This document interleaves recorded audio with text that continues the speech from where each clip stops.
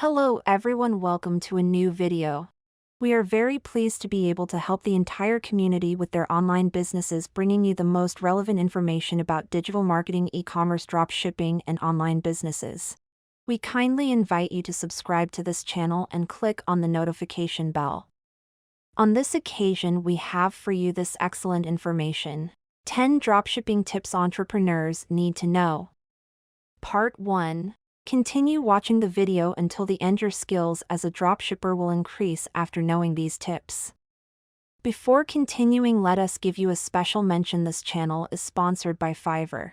Fiverr is the largest website for freelancers in the world. Here, just by entering the search engine, you will have hundreds of experts from all over the world at your disposal in topics such as setting up online stores for dropshipping, web page design, video editing and optimization, or the subject that occurs to you in the service that you need.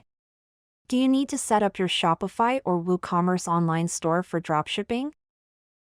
Or do you urgently need a landing page and don't know how to do it? Don't suffer anymore trying to create it yourself. Leave it to an expert. Go to Fiverr. From $5 and up, you can find someone to help you with it. We mean it when we tell you that it is one of the best tools you will ever have.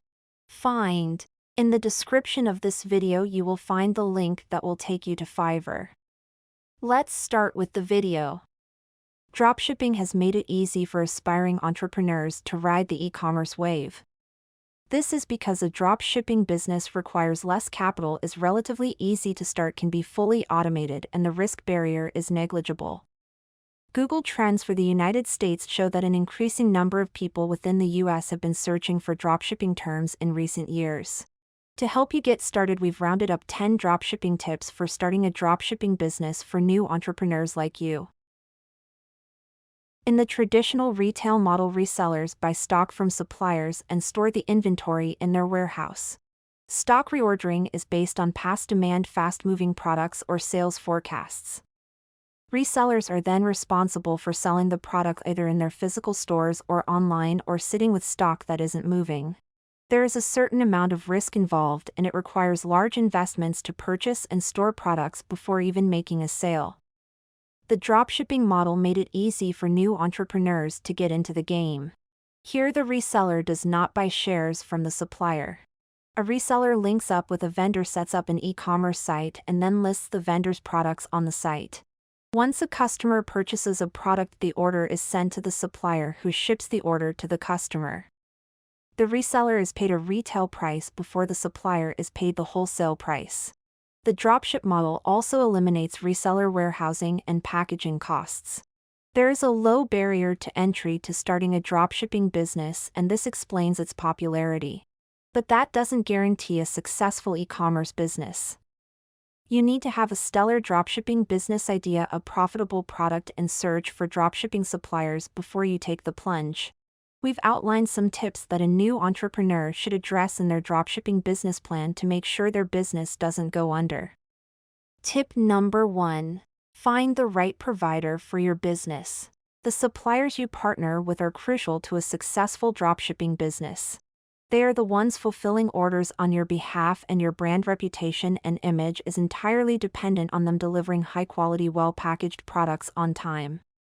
If the vendors you partner with do not have strict quality standards and do not adhere to the shipping times promised by you to your customers, it will ultimately affect their credibility, reliability, and reputation.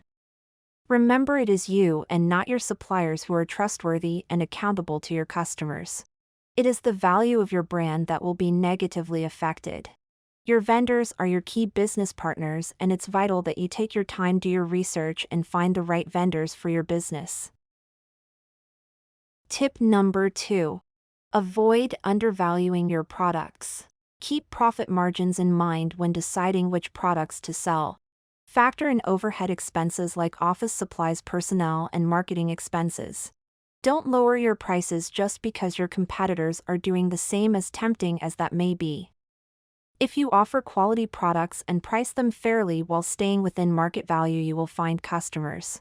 Prompt customer service, a hassle-free return and refund policy, custom packaging, and more add up to an enhanced shopping experience, and customers won't mind paying an extra $1 for it. Do not skimp on quality to increase your margins. It will get you nowhere in the long run, and you will be one of the many startups that have disappeared into obscurity. Work to increase your average order value to get more profit from each order.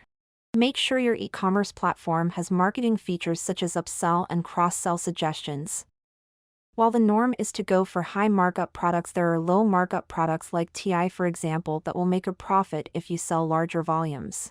Selling high-cost IT products is also a really profitable niche that is not being explored to its full potential. Tip number 3. Create an amazing offer. Offers and deals are what's driving people online these days, and if you want to get in the e-commerce limelight, that's what you should do. Sales and bundles motivate consumers to create enticing offers or bundle products together. Bundling is when you create a package of similar products and offer a better price for the group than you would for one. For example, if one notepad costs $5, you can create a bundle of 10 notepads at $45.